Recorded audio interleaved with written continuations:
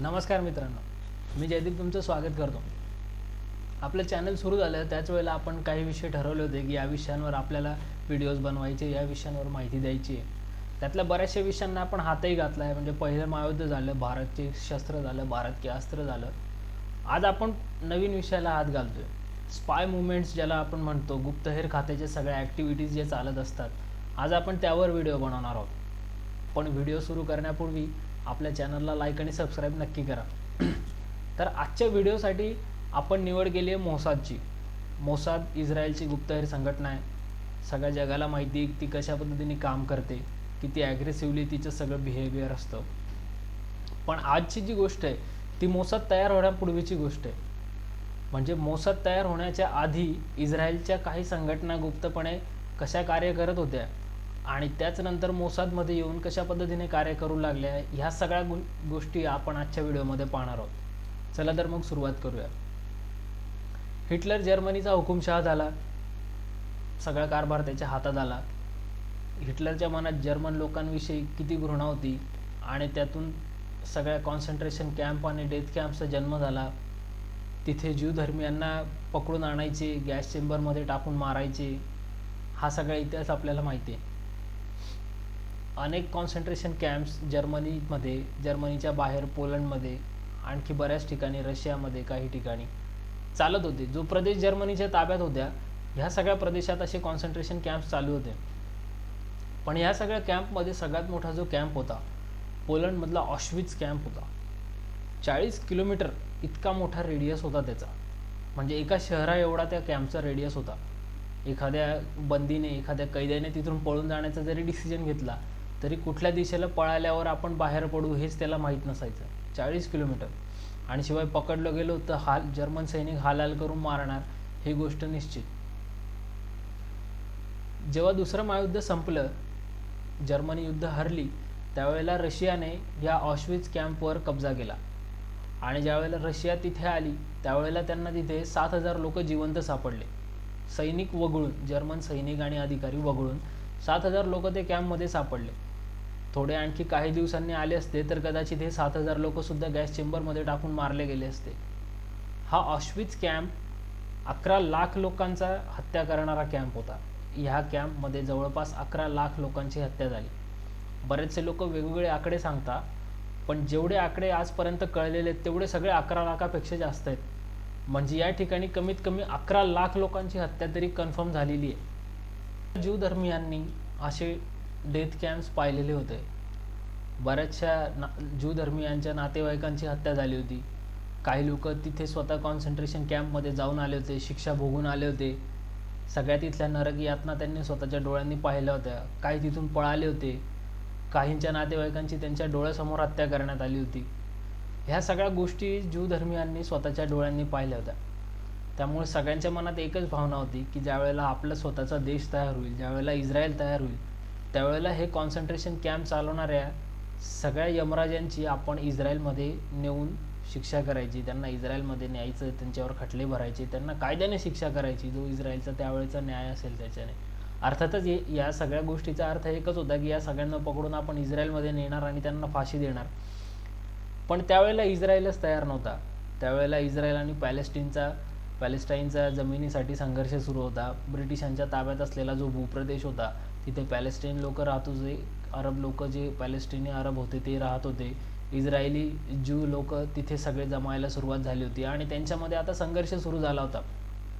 इस्रायलला आपली जमीन तिथे हवी होती. स्वतःचा देश तयार तिथे ज्यू लोकांना करायचा होता. पॅलेस्टिनींना आपली जमीन त्यांना द्यायची नव्हती. त्यामुळे पॅलेस्टिनी आणि ज्यू धर्मीय या दोघांमध्ये तिथे वारंवार ठिणग्या पडत होत्या. ह्या ठिणग्या आणि ज्यू धर्मीयांना वाचवण्यासाठी सगळ्या ज्यू लोकांनी मिळून एक हैगाना नावाची संघटना बनवली होती. एक पॅरामिलिटरी फोर्स होती, हैगाना तिचं नाव. ही हैगाना त्या पॅलेस्टाईनमध्ये ज्यू धर्मीयांच्या इस्रायल देशासाठी सशस्त्र लढा देत होती. तिथे सशस्त्र क्रांती करायचे त्यांचे प्रयत्न होते की पॅलेस्टिनी लोकांना शस्त्राच्या बळावर इथून हाकलून देऊया आणि इथे आपला इस्रायल देश बनवूया.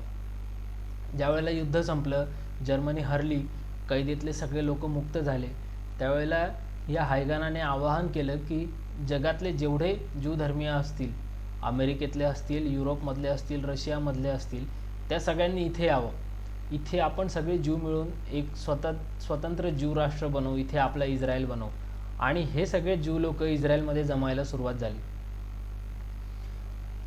ह्या सगळ्या जमणाऱ्या ज्यू लोकांमध्ये डेथ कॅम्पमध्ये जाऊन आलेले, कॉन्सन्ट्रेशन कॅम्पमध्ये जाऊन आलेले ज्यू धर्मीय सुद्धा होते. आणि जे जाऊन नव्हते आले अशा ज्यू लोकांना सुद्धा त्या डेथ कॅम्पमध्ये काय चालायचं ह्या सगळ्या गोष्टी माहीत होत्या. ज्यावेळेला रशियाने त्या ऑश्विट्झ कॅम्पवर कब्जा केला त्यावेळेला तिथे चालणारं क्रौर्य त्यांनी सगळ्या जगासमोर आणलं. तिथे कशा पद्धतीने लोकांना मारलं जात असे, किती लोकांची तिथे हत्या झाली. म्हणजे एक मोठा त्यांनी खड्डा खणला होता आणि त्या खड्ड्यात दिवसाला 5000 प्रेतं आणून टाकली जात असत. त्यांच्यावर वरून रॉकेल, घासलेट, पेट्रोल जे मिळेल ते फवारलं जायचं आणि त्यांना आग लावली जायची. त्या गॅस चेंबरमध्ये ढोरांसारखे, कुत्र्या मांजरांसारखे माणसं भरले जायचे आणि वरून विषारी वायू सोडून त्यांना मारलं जायचं. आतमध्ये इतकी गर्दी असायची की काही वेळेला काही माणसं आतमध्ये मरायचीच नाही, ते तसेच बेशुद्ध अवस्थेत असायचे. तरी त्यांना बाहेर काढलं जायचं, या खड्ड्यात टाकलं जायचं आणि ते जिवंत असताना त्यांच्या अंगावर रॉकेल फवारून त्यांना आग लावली जायची. ह्या सगळ्या गोष्टी जगासमोर यायला सुरुवात झाली. आधी त्या फक्त ज्यू धर्मियांपुरती मर्यादित होत्या आणि जर्मन लोकांना माहीत होत्या की इथे काय चालतंय. पण ज्या आता सगळे ज्यू एकत्र आले, त्यांच्या सगळ्यांच्या भावना एकत्र आल्या आणि एकच भावनेने पेट घेतला की आता ह्या सगळ्या कृत्य करणाऱ्या लोकांना शिक्षा झाली पाहिजे. कॉन्सन्ट्रेशन कॅम्प भोगून आलेल्या सगळ्या लोकांनी आपण कुठल्या कॅम्पमध्ये होतो आणि कोणी कोणी आपल्यावर काय काय अत्याचार केले हे सांगायला सुरुवात केली. या सगळ्यातून या हायगानाने याद्या बनवायला सुरुवात केली की आपल्याला कुठले लोक शोधायचे आहेत, कुठले लोक मारायचे आहेत, कुठल्या लोकांवर खटले भरायचे. प्रत्येक प्रताडित केल्या गेलेल्या ज्यू धर्मियाची गोष्ट हायगानावाले ऐकू लागले. त्याने सांगितलेले नावं नोट डाऊन केले जाऊ लागले आणि यातून याद्या तयार होऊ लागल्या. ह्या तयार झालेल्या याद्यांचे क्रम लावले गेले की सगळ्यात मोठा शत्रू कुठला आणि पहिला नंबर कोणाचा लावायचा, दुसरा कोणाचा, तिसरा कोणाचा. अर्थातच हिटलर आणि त्याचे जवळचे जे काही जनरल होते ते या सगळ्या क्रमात वरती होते. पण हिटलरने स्वतः आत्महत्या केली होती, त्याचे बरेचसे जनरलनी आत्महत्या केली होती आणि जे काही युद्धबंदी झाले होते त्यांच्यावर आंतरराष्ट्रीय न्यायालयात खटले. या सगळ्यातनं एका माणसाचं नाव वारंवार समोर येऊ लागलं. तो होता ऑश्विट्झ कॅम्पचा मॅनेजर, तिथला प्रबंधक. त्या माणसाचं नाव होतं ऑटो अदाल्फ आईकमन. हा आईकमन जो होता तो एकटा आईकमन 11 लाख लोकांचा जीव घेण्याबाबतीत गुन्हेगार ठरवला गेला. आईकमन ऑश्विट्झ कॅम्पचा प्रबंधक होता. या ऑश्विट्झ कॅम्पमध्ये 11 लाख लोकांची हत्या झाली जवळपास 4-4.5 वर्षामध्ये. एका रेडियन्समध्ये, एका काही किलोमीटरच्या अंतरावर जो काही भूप्रदेश असेल त्याच्यावर 11 लाख लोकांची हत्या होणं हा आजपर्यंतचा रेकॉर्ड आहे. याच्या आधी असं कधी घडलं नाही आणि याच्यानंतरही कदाचित असं घडणार नाही. एकट्या ऑश्विट्झ कॅम्पमध्ये 11 लाख लोक मारले गेले. बऱ्याच लोकांचा आकडा वेगळा आहे पण 11 लाखापेक्षा खाली कोणीच सांगत नाही. मगाशी मी जसं म्हटलं तसं सगळे लोक 11 लाखापेक्षा मोठाच आकडा सांगतात. तर ह्या ऑटो अदाल्फ आईकमनला शत्रू नंबर 1 ठरवलं गेलं आणि ज्यू धर्मियांची इस्रायलसाठी लढा देणारी जी त्यांची पॅरामिलिटरी फोर्स होती हायगाना, त्या हायगानाचाच एक विभाग असलेलं एक गुप्तहेर खातं, त्याच्यातल्या एका माणसाला ह्या ऑटो अदाल्फ आईकमनला शोधायची जबाबदारी दिली गेली. जसं जर्मनी हरलं तसे जर्मनीतले अनेक सैनिक, नाझी पार्टीचे अनेक सैनिक तिथून भूमिगत झाले, गायब झाले. त्यांच्यात आईकमनसुद्धा होता. आईकमनसुद्धा भूमिगत झाला आणि त्याला शोधायचं काम त्या एका गुप्तहेराला दिलं गेलं. त्याचं नाव होतं तुविया फ्रीडमन. हा तुविया फ्रीडमन जो होता तो अतिशय तेज तर्रार असा गुप्तहेर होता आणि तो माग काढण्यात पटाईत होता की एखाद्या लपलेल्या माणसाला शोधून काढणं किंवा हरवलेल्या माणसाला शोधून काढणं हे त्याला चांगलं जमायचं. आणि दुसरी गोष्ट अशी होती की हा फ्रीडमन जो होता तो हट्टी माणूस होता. जर त्याने एखादं काम अंगावर घेतलं तर ते पूर्ण केल्याशिवाय तो थांबत नव्हता, असा त्याचा आजपर्यंतचा इतिहास होता. ज्या माणसाला शोधायचं आहे आईकमन तो सुद्धा काही साधासुद्धा माणूस नाही. तो शत्रू नंबर 1 आहे आणि शिवाय तो अतिशय प्रगल्भ सैनिक आहे. त्याची बुद्धिमत्ता अतिशय कुशाग्र आहे. अशा माणसाला शोधायचं काम दिलं गेलं. म्हणजे जेवढं मोठं शिकार तेवढा मोठा शिकारी. आणि इथपासून सगळा खेळ सुरू होतो पळापळीचा आणि लपाछपीचा. आईकमन पळणार आणि फ्रीडमन त्याला शोधणार. कुठल्याही चित्रपटाला साजेशी अशी कथा आहे. जर तुम्ही हे ऐकाल, आता पुढे आपण सगळेजण हे ऐकू त्यावेळेला तुम्हाला ही गोष्ट कळेलच. ताबडतोब फ्रीडमनने आपलं काम सुरू केलं, पण त्याला पहिली अडचण अशी आली की ऐकमनचा कुठलाही फोटो अस्तित्वात नव्हता. ऐकमनने गायब होण्याच्या आधी सगळे डॉक्युमेंट्स, सगळे फोटो, सगळे व्हिडिओज त्याचे असलेले, त्यावेळेला ते जुन्या कॅमेऱ्याने रेकॉर्डिंग करत असायचे, ज्याचे मोठे रीळ वगैरे असायचे, आपण पाहिले असतील चित्रपटात, असे सगळे त्याने नष्ट करून टाकले, जाळून टाकले. जिथं जिथं त्याला ते ठेवलेले आहेत किंवा जिथं जिथं त्याचे दस्तावेज असू शकतात असं त्याला वाटलं, तेवढे सगळे पुरावे त्याने नष्ट करून टाकले. त्यामुळे फ्रीडमनकडे ऐकमनचा कुठलाही फोटो नाही आहे.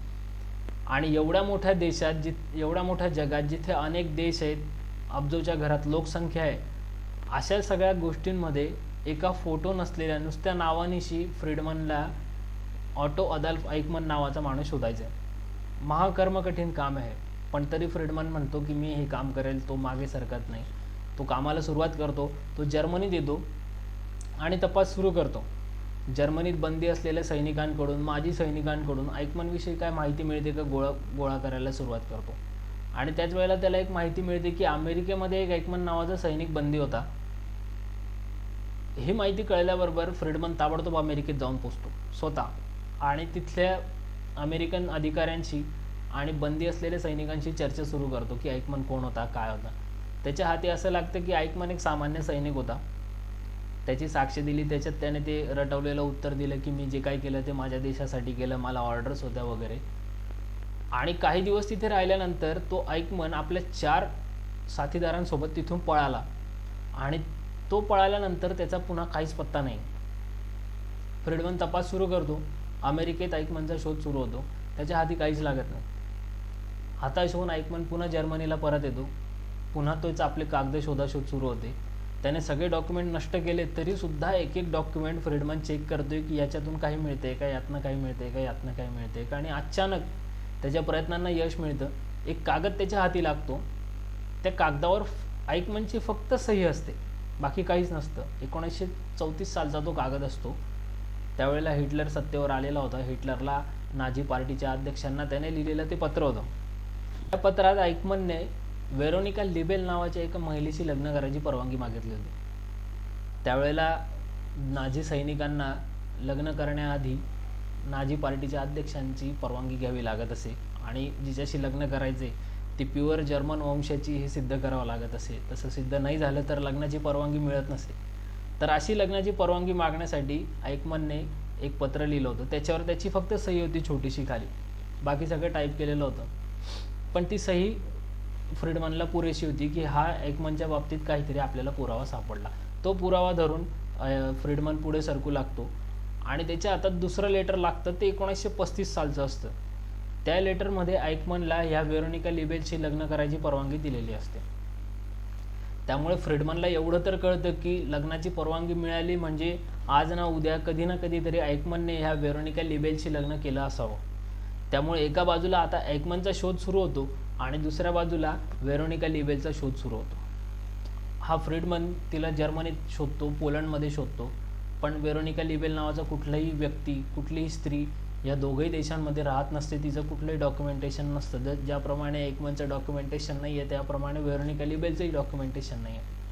आणि अचानक त्याच्या कुठल्या तरी सोर्सकडून त्याला अशी इन्फॉर्मेशन कळते की चेकोस्लोवाकिया जो देश आहे, आजचा जो चेक रिपब्लिक आहे, तिथे एक माणसाला पकडलं आहे आणि तो ऐकमनचा मित्र आहे असं तिथल्या पोलिसांना संशय आहे.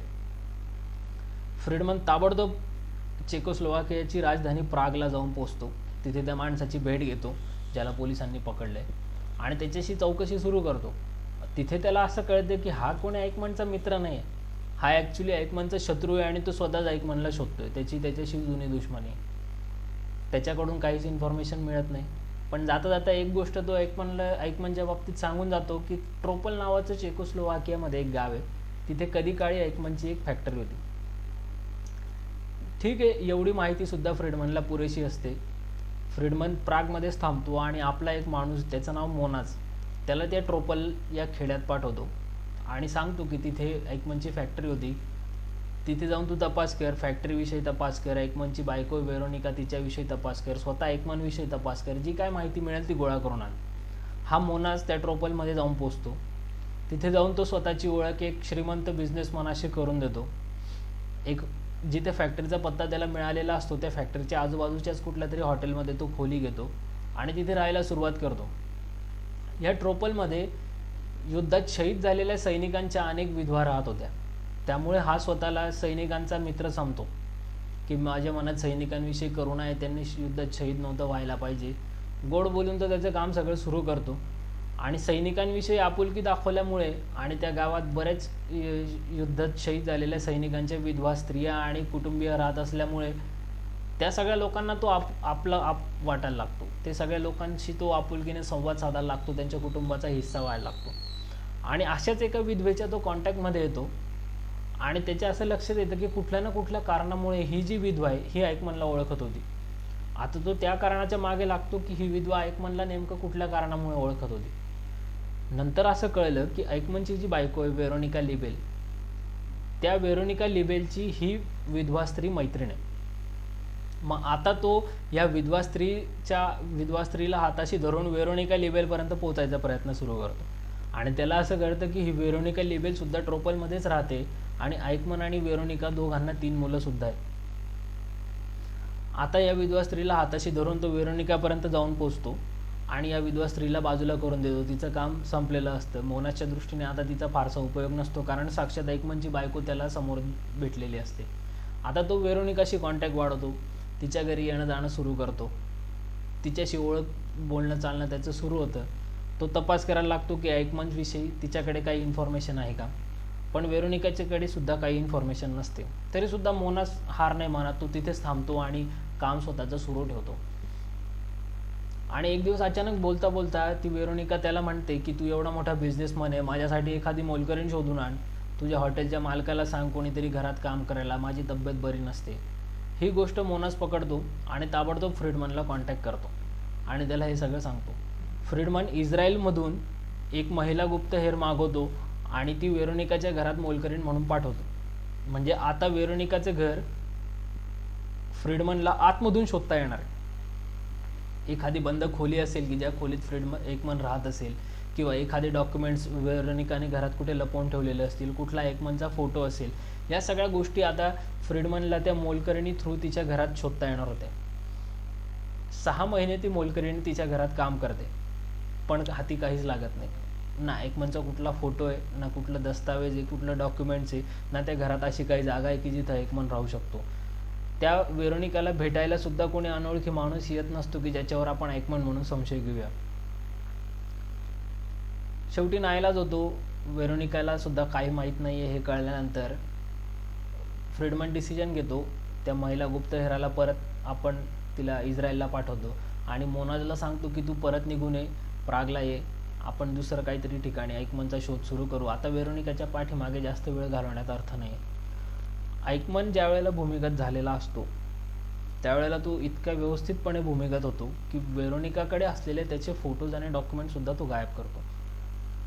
आणि असं तसे गायब नाही करत, तो स्वतःही गायब होऊन जातो आणि भूमिगत झाल्यानंतर त्याने परत वेरोनिकाशी कॉन्टॅक्टही केलेला नसतो. कारण ऐकमनला ही गोष्ट माहीत असते की आज ना उद्या वेरोनिकापर्यंत हे सगळे लोक जाऊन पोचणार आहेत आणि वेरोनिका त्यांच्या ताब्यात आली की त्याच्यानंतर मलाही ते सहजपणे पकडू शकता, म्हणून त्याने तिच्याशी सुद्धा कॉन्टॅक्ट केलेला नसतो. वेरोनिकाला काही माहीत नाही आहे हे कळल्यानंतर मोनाज पुन्हा प्रागला यायला निघतो. सगळे आवरासावरी तो करत असतो आणि तेवढ्यात त्याच्या कानावर एक बातमी येते की ऐकमनची एक गर्लफ्रेंड पण होती आणि ती सुद्धा ट्रोपलमध्येच राहते. आता एवढे दिवस वेरोनिकाच्या म्हणजे ऐकमनच्या बायकोच्या पाठीमागे वाया घालवलेत, तर एकदा ती गर्लफ्रेंड कोण आहे तिलाही भेटून घेऊ, तिच्याकडे काय माहिती मिळते का बघूया. म्हणून हा मोनाज जो असतो तो तिच्यापर्यंत जाऊन पोचतो. तिला स्वतःची ओळख करून देतो की मी ऐकमनच्या मित्राचा भाऊ आहे आणि ऐकमनने गायब होण्याच्या आधी काही पैसे आणि वस्तू माझ्याकडे ठेवल्या होत्या. मी ऐकमनला शोधतोय जेणेकरून मी त्या वस्तू आणि पैसे त्याला परत करून देईल आणि माझ्या जबाबदारीतून मी मुक्त होईल, अशी सगळी ओळख तो तिला करून देतो. म्हणजे एकाच गावात एक श्रीमंत बिझनेस म्हणून तो सुरुवातीला ओळख करून देतो. त्या वेरोनिका समोर तो युद्धात शहीद झालेल्या सैनिकांचा पाठीराखा, त्यांच्याविषयी आपुलकी असणारा माणूस म्हणून स्वतःची ओळख करून देतो. त्याच गावात ऐकमनच्या गर्लफ्रेंडला तो स्वतःची ओळख करून देतो की मी ऐकमनच्या मित्राचा भाऊ आहे आणि त्यांचे माझ्याकडे पैसे. म्हणजे हा मोनाज जो असेल तो किती बहुरंगी अभिनेता असेल की तो किती पात्र एकाच गावात रंगवतोय आणि ह्या कानाचं त्या कानाला सुद्धा कळत नाही. पण ती जी गर्लफ्रेंड असते तिच्याकडे सुद्धा ऐकमनविषयी काहीच माहिती नसते. मोनाज तिथेही निराश होतो की हे सुद्धा वाया गेलं. हिच्या पाठीमागे आपण पुन्हा 2-3 महिने घालवले आणि आता आपण परत जाऊया म्हणून तो सारवासारवीची बोलणी करत तिच्याशी बसलेला असतो. आणि तेवढ्यात ती एकमनची जी गर्लफ्रेंड असते ती मोनाजला एक अल्बम दाखवते. हा बघ तुझा मित्र एकमन.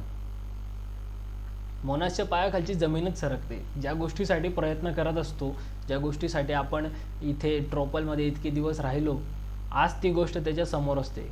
ताबडतोब तो फोटो एकमनचा मोनाज स्वतःच्या ताब्यात घेतो आणि फ्रीडमनला कळवतो की मला एकमनचा एक फोटो सापडलाय. त्या गर्लफ्रेंडला काही कल्पना नसते, ती त्याच्यावर विश्वास ठेवून असते की हा खरंच एकमनचा कुठला तरी एक मित्र असेल ज्याच्याकडे त्याचे पैसे पडले आणि तो ते आपल्या ताब्यात देणार नाही, तो एकमनच्याच ताब्यात देईल. आणि त्यानंतर तिच्या डोक्यातनं हे सगळं निघून जातं आणि एकमनच्याही कदाचित डोक्यात नसेल. त्याने ज्या वेळेला स्वतःचे सगळे फोटोज आणि डॉक्युमेंट्स डिस्ट्रॉय केले, सगळे नष्ट केले, त्यावेळेला त्याच्या मनात ही कल्पना नसेल की आपला एक फोटो आपल्या एका जुन्या गर्लफ्रेंडकडे पडलाय म्हणून. आता फ्रीडमनच्या हातात एक फोटो आहे आणि ह्या अशा दिसणाऱ्या माणसाच्या, अशा चेहऱ्याच्या माणसाला आपल्याला शोधायचे. ह्या गोष्टीवर आता फ्रीडमन आणि मोनाज यांची हालचाल सुरू होते. या सगळ्या काळात एकमन काय करत असतो? एकमन एका देशात थांबत नाही. जसा तो अमेरिकेतून पळतो तसा तो एका देशातून दुसऱ्या देशात, दुसऱ्या देशातून तिसऱ्या देशात पळत असतो. तो इटलीला जातो, एक नकली डॉक्युमेंट्स तिथे बनवतो, तिथे काम सुरू करतो त्या डॉक्युमेंट्सच्या बेसिसवर. थोडे दिवस तिथे राहतो आणि तिथूनही गायब होतो, थोडे पैसे कमवतो आणि तिथून गायब होतो आणि पोर्ट ऑफ जिनेवा जातो आणि तिथे एक ख्रिश्चन पाद्री म्हणून, ख्रिश्चन धर्मगुरू म्हणून तिथे तो राहायला सुरुवात करतो. थोडे दिवस पोर्ट ऑफ जिनेवामध्ये राहिल्यानंतर तो व्हॅटिकन सिटीला जातो, पोपच्या राज्यात. पाद्री असल्यामुळे तो व्हॅटिकन सिटीमध्ये नागरिकत्वासाठी अप्लाय करतो. तो नागरिक आहे, तो पोप आहे, त्याचं ॲप्लिकेशन आलेलं आहे.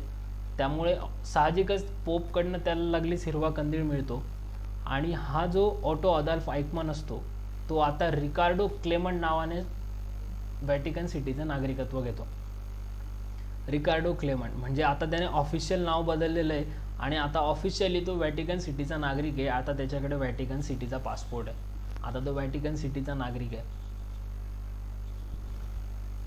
आता ह्या व्हॅटिकन सिटीच्या पासपोर्टवर हा रिकार्डो क्लेमंट म्हणजे आपला एकमन पुन्हा देश फिरायला सुरुवात करतो. म्हणजे एवढी सगळी त्याने ओळख लपवली तरी सुद्धा त्याच्या मनात ही गोष्ट माहिती आहे की आज ना उद्या हे लोक माझ्यापर्यंत पोहोचणार आहेत. त्याच्या कानापर्यंत ही बातमी येऊन पोहोचलेली असते की हे सगळे गुप्तहेर माझ्या पाठीमागे लागलेत, त्यामुळे एका जागी थांबून राहण्यात अर्थ नाही आहे, आपण पकडले जाऊ. तो तिथून निघतो व्हॅटिकन सिटीमधून आणि सिरियाला जातो. सिरियात तो काही दिवस राहतो. व्हॅटिकन सिटीचा पासपोर्ट आहे, आता रिकार्डो क्लेमंट नाव आहे. सिरियात तो काही दिवस काम करतो, तिथे थोडेफार पैसे कमवतो आणि तिथूनही तो गायब होतो आणि थेट जातो अर्जेंटिनाला. त्यावेळेला बरेचसे जे जर्मन सैनिक होते, जे नाझी पार्टीचे लोक होते, ते अर्जेंटिनामध्ये राहत असत. बऱ्याचशा सिनेमातही आपल्याला दाखवलेले आहे की ते भूमिगत झाल्यानंतर अर्जेंटिनामध्येच सापडायचे. हाही तिथे जातो, ब्युनॉस आयर्समध्ये राहायला सुरुवात करतो. आता तो रिकार्डो क्लेमंट आहे, तिथे त्याचे सुखाचं आयुष्य सुरू होतं. तिथे तो जॉब सुरू करतो, थोडेफार पैसे मिळवतो, एक घर कमवतो आणि एवढ्या 8-9 वर्षानंतर त्याला अशी खात्री होते की आता आपल्याला कोणी शोधू शकणार नाही. आपण ऑफिशियली भूमिगत झालेलो आहोत, आपला तपास आता सगळ्यांनी टाकला असेल, आपल्यापर्यंत आता कोणी पोहोचू शकत नाही. म्हणून तो त्याची बायको वेरोनिका लिबेलला एक पत्र लिहितो. त्या पत्रात काहीतरी भलताच मजकूर असतो, अर्थ काहीच लागत नसतो त्या पत्राचा. त्या पत्राच्या शेवटी सही असते, रिकार्डो क्लेमंट नाव असतं, पण जी सही तो करतो ती आईकमनची सही करतो आणि ही सही वेरोनिका लिबेल जी त्याची बायको आहे ती बरोबर ओळखते. पण तिला विश्वास होत नसतो की हे नेमकं आईकमननेच केलेलं आहे असं. तिला असं वाटत असतं कोणीतरी आपल्याशी खेळ करतोय. म्हणून ती त्या पत्राचं काहीच करत नाही, ते पत्र जपून ठेवते, सांभाळून ठेवून देते. थोड्या दिवसांनी पुन्हा पत्र येतं, त्याच्यातही असा भलताच काहीतरी मजकूर असतो, पुन्हा तेच नाव रिकार्डो क्लेमंट आणि खाली सही असते. आणि या वेळेला त्या पत्रात लिहिलेलं असतं की असा असा तुम्हाला ॲड्रेस दिलेला आहे, या ॲड्रेसवर तुम्ही निघून या. ती सही ओळखते, तो पत्ता वाचते आणि तिची खात्री होती की हा आईकमनच आहे जो भूमिगत झालेला आहे.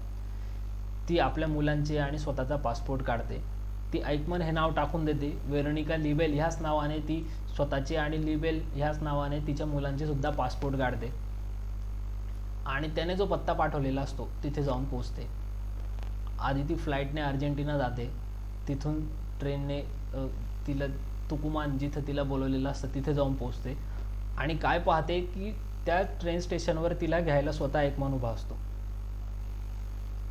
ती ऐकमन सोबत जाते, बराच काळ तिथे राहते.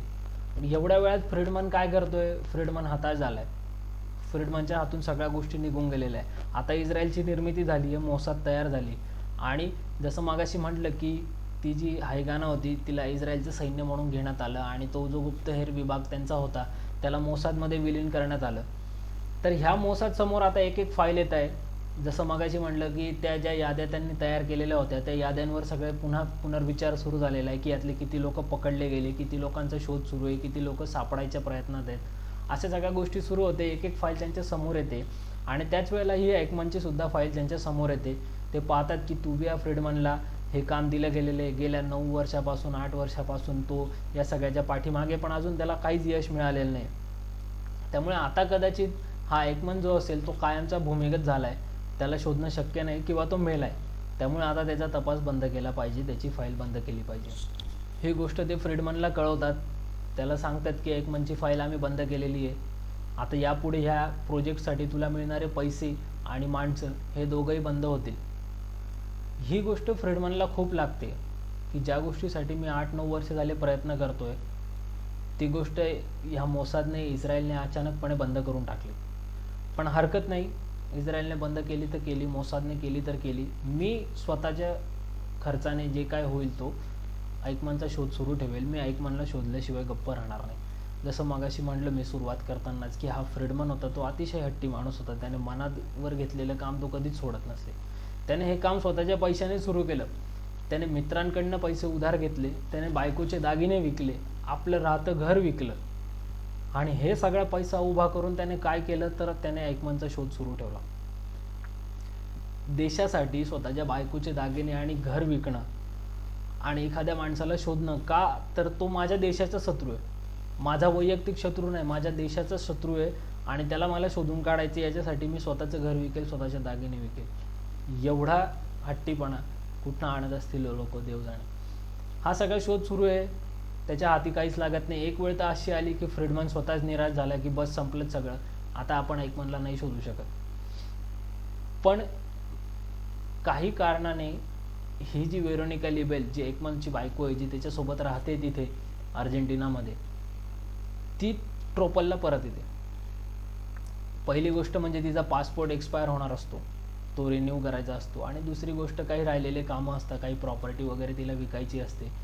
ती विकण्यासाठी ती ट्रोपलला परत येते आणि ती इतक्या गुप्तपणे गेलेली असते.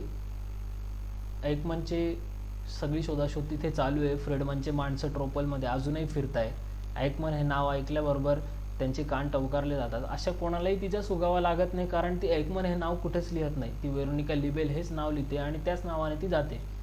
पण पासपोर्ट रिन्यू करताना तिच्याकडनं एक चूक होते की त्यावेळेला ती वेरोनिका लिबेल ऐकमन असं नाव लिहिते आणि ऐकमन हे नाव ऐकल्याचबरोबर जेवढे त्याचे फ्रीडमनचे माणसं ट्रोपल आणि चेकोस्लोवाकियामध्ये फिरताय ते सगळे त्या पासपोर्ट ऑफिसात धाव घेतात आणि त्यांना एक गोष्ट कळते की वेरोनिका लिबेल ऐकमन ही स्त्री आत्ता बाहेरून येते. बाहेर ती कुठल्या तरी देशात गेली होती आणि तिथे राहिल्यानंतर बऱ्याच काळाने ती परत आली. आता हा शोध सुरू होतो की ती गेली कुठे होती, ती कोणाकडे गेली होती, तिला कोणी बोलवलं होतं की तिला जबरदस्तीने उचलून नेलं होतं. ह्या सगळ्याच्या पाठीमागे कदाचित ऐकमन असू शकतो. त्यामुळे आता याचा सगळा पटापट शोध सुरू होतो.